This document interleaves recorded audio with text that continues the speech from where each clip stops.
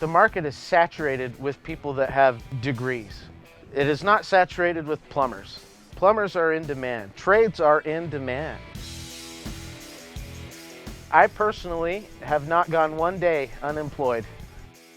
It's exciting in that it's part of the technology industry. New technologies that we see that come out, there's always applications into plumbing. Plumbing is like everything else. You will get what you put in. Hard work and elbow grease will get you a long way. I would have never thought that this is where I would be.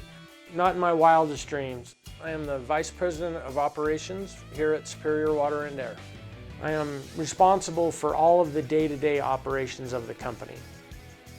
I liked working with my hands versus sitting at a desk or behind a cash register or whatever kind of jobs I had in high school and college.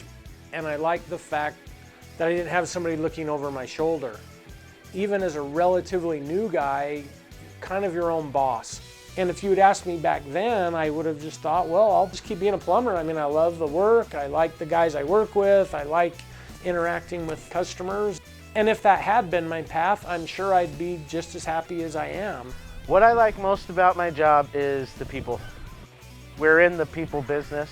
People call us when they're having a bad day, and we remedy that.